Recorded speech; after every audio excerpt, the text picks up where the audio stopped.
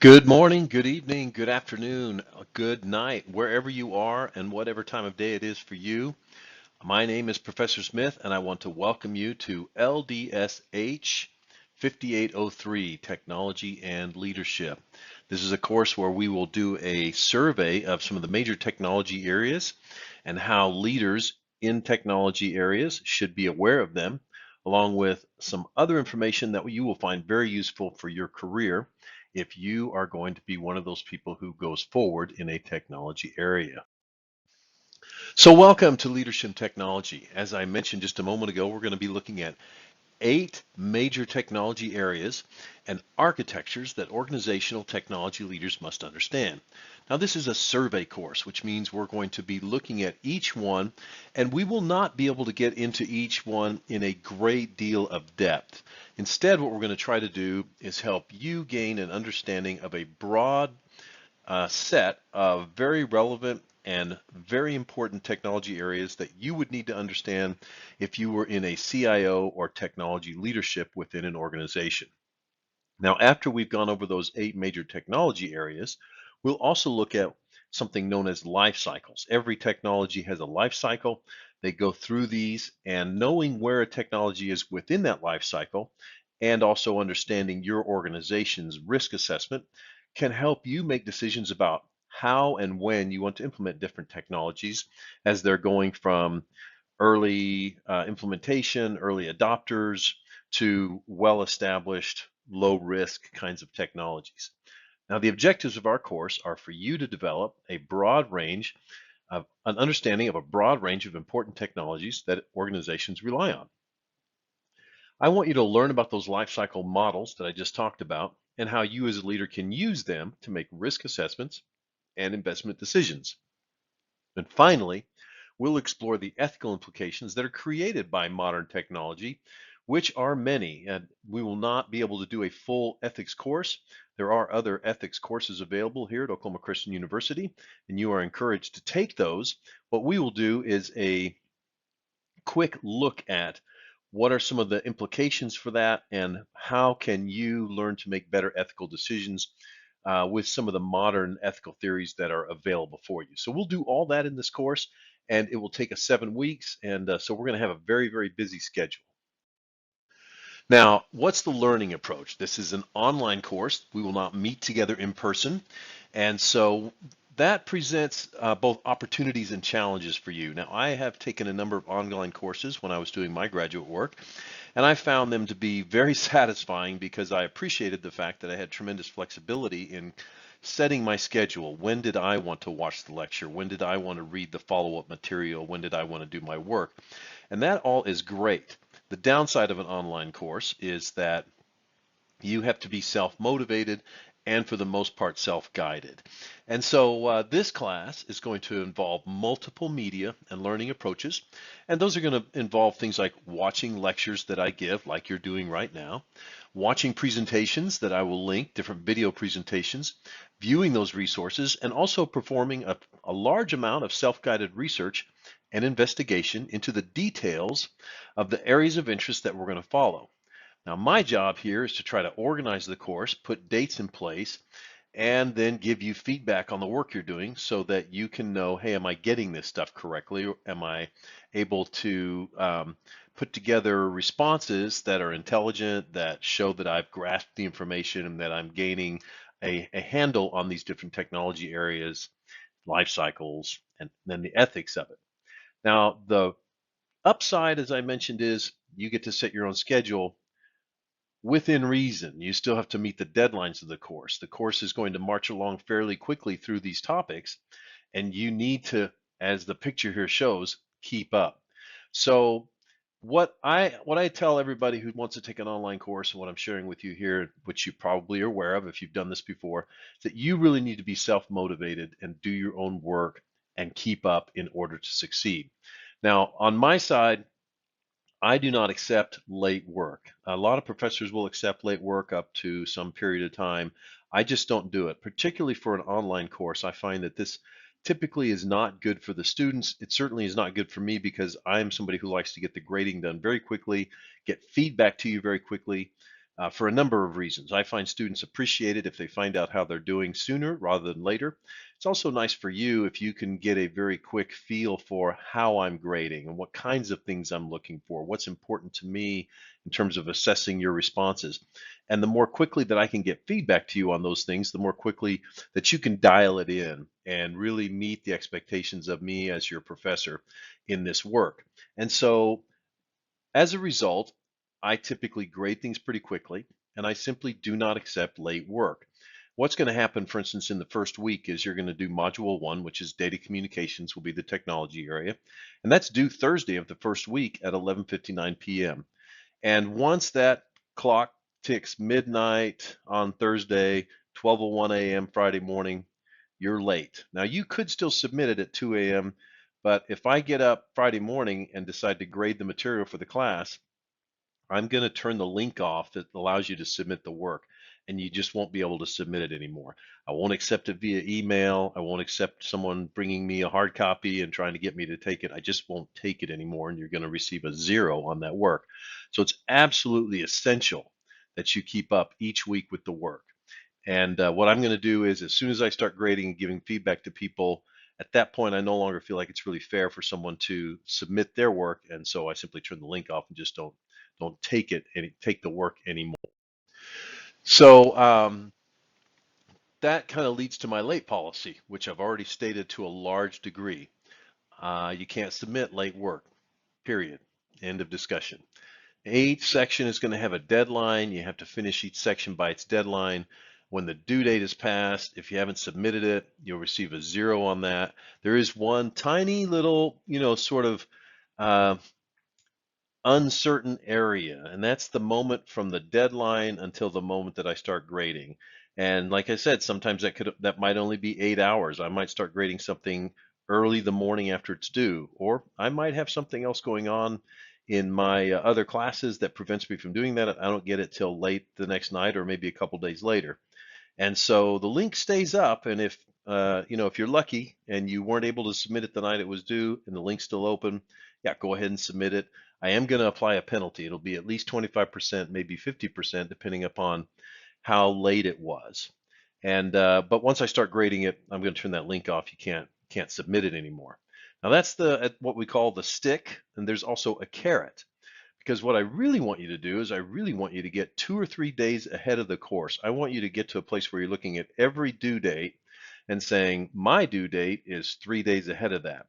So if the homework assignment for Module 2 is due on Monday the 13th, which is when the Module 2 assignment is due, in your mind, I'd like you to be thinking, I've got to get that done by Friday night the 10th and get it done 3 days early.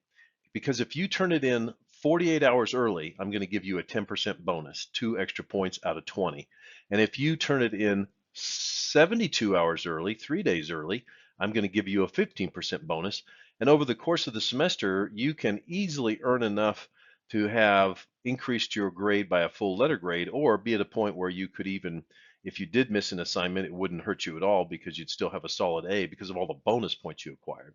So that policy is in place in order to encourage you to be ahead of the game, to be on track, and to keep up with the fast moving course content. And this is going to be a fast moving course. You will find that we have 2 homework assignments every week. Each one is going to take you a little while to write it and respond. And so you've got to discipline yourself, put a schedule in for yourself. And the best thing in the world would be if you could get 2 or 3 days ahead. You'll find yourself in a great spot to do that. So here is the total calendar for the course. This is the calendar for 2023. You're watching Module 0 right now, and you should finish that by 11:59 p.m. on Monday. There's also a little quiz. It's just basically a quiz to make sure that you can get into the online homework stuff, that you can start it, and it'll give you a couple of bonus points. There's not anything of any real serious import in there, just a couple questions about this lecture, which are going to be very, very simple. Looking forward, in week 1, we find that the data communications module is due by Thursday. And remember, all work is due. Let me grab a laser here. All work is due by 11:59 p.m. So that means this datacom work is due by 11:59 on let's see, 5, 6, 7, 8, on the 9th of March, 11:59 p.m., this Datacom homework is due. And there's a very good chance I will grade it on Friday and turn the link off. So there's a very high probability that you simply, if you haven't finished this by Friday morning at 8 o'clock, there's a decent chance you won't be able to submit it. You would get a 0 on it. Then the next module is going to be due on Monday. So as soon as you finish this Datacom module, go on to the Internet of Things module, which will be module 2 on Blackboard. Get it submitted by Monday night at 11:59 p.m. and go on and do the cloud computing module, and so on and so forth. Now, when you've finished all 8 of the technology modules, there's going to be an online timed homework, and that's basically going to be go into Blackboard, and as soon as you open this, a timer is going to start. You have 60 minutes to finish this. We'll ask you some questions about some of these other things. It's open notes, it's open work, so it's not something that you have to have all the stuff memorized, but you certainly will have to have your notes and work organized so that you can quickly respond. Because if you're spending a lot of time looking stuff up, you're going to run out of time on this. So this is going to be an online timed homework. Following that, we'll have a life cycles module, 2 ethics modules, and then a last timed homework. Now this timed homework down here is going to be on Friday, April 21st. The course will end and no work will be accepted after that. So this is the schedule. As you can see, it doesn't look like a lot, but each of these is going to involve a lecture, online reading, research and investigation, and a fairly decent homework assignment, which will involve a couple, 2 or 3 pages of typing and writing and reporting back to me. Now, how do you get an A in the course? The course is going to be consisting of 10 modules. Each one is going to have an assignment in it. And of course, then we also have 2 timed homework assignments. And you can see the math here. There are the 10 modules. Each assignment is worth 20 points, and I will grade those very quickly after you submit them. Once again, I just point out that if you submit it late, and I've already started grading it, I will typically close the link, and I will not accept homework once I have closed that link after the due date. So each module is worth 20 points. Here's the plus side of that, and I strongly encourage you to do this. Previous times when I've taught this course, students have taken advantage of this, and it makes a huge difference for them by the end of the course. If you submit a homework assignment more than 72 hours early, you will receive 3 bonus points. That is a 15% bonus. If you submit it 48 hours early, you will receive 2 bonus points. That is a 10% bonus. And over the course of the semester, if you submit everything early, you will probably earn enough points that you will not even have to do the final assignment in order to earn an A in the course. And by assignment, I mean the last time quiz. So keep that in mind, and I strongly encourage you, just go ahead and get 3 days ahead and submit everything 3 days early, and you will have a very, very happy existence. You will get a high grade, and you'll be very, very happy about that. Anyway, then after the 10 modules, there are also 2 timed homework assignments, and those will be completed online and must be finished within 1 hour of starting them. Each of those is worth 30 points. They're just 30 multiple choice questions over the material that those cover. So the total is 260 points. If you want to get an A, you'll have to get 234 or more. If you want to get a B, you'll have to have between 198 and 233. A C, which is 65%, will be 169 to 230, not to 232, 169 to 197. And then anything below that is an unfortunate F, and I don't expect to see any of those in this course. All right, now this is an online course, and we have to take a moment and talk about academic dishonesty or plagiarism. I am a real stickler about this. I will not tolerate it. If I see that you are copying material and not citing it, or if the majority of your work is coming from just a cut and paste, which the LTI tool will tell me about, then I'll just award a 0 to the work and move on, and there will be no debate about that. If it's very obvious cheating, like you've copied from another student in the course or shared with another student in the course, we'll also submit your name to the graduate program for academic dishonesty, and I'll let them deal with the policies that they have around how many of those they will tolerate. So please be aware of that. Do your own work. The LTI tool that you're going to use to submit the homework will give you some feedback. If you take the time to check, you can see how it is marking your work, And if I see that it is marking a lot of your work as copied from online sources or other homeworks that have been submitted in the past to this course or from other students this semester, then I will just give it a 0. If two of those occur for anyone, then I will automatically score an F for the course. And there's just no discussion about that. It's not something I want to deal with. And I'm counting on you guys to just do your own work. The homework is not that hard. It will probably take you a half an hour to 45 minutes for each module uh, to do the actual writing. So just take some time and learn the material and then write your own stuff. You'll be much happier if you do. And really, it's just here for you to read, understand, and restate. That's all you have to do to get good marks on every homework. Now, one quick note about artificial intelligence. I think we're all aware of tools like Chatbot or Bard, which is Google's new tool, or Microsoft's tool. The LTI tool also has an AI checker, and if it gives you a high score for AI generation, then I'm going to take points off. And I'm not going to debate that. You have the opportunity to check to make sure your work is not showing up as AI work, and so you should do that. That's your ownership. You should take advantage of that.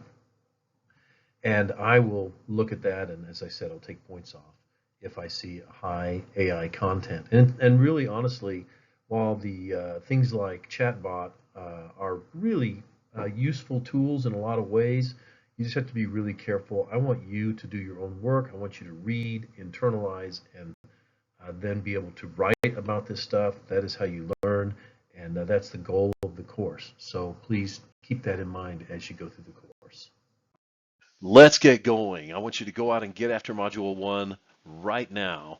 Go ahead and open Module 1, and if you can take it, watch another lecture that I will have given, and then read the linked articles there, look at the web resources, watch any linked videos associated with that module, and then submit the homework. Really, I'd like to have you submit the homework by Tuesday, by the second day of the course.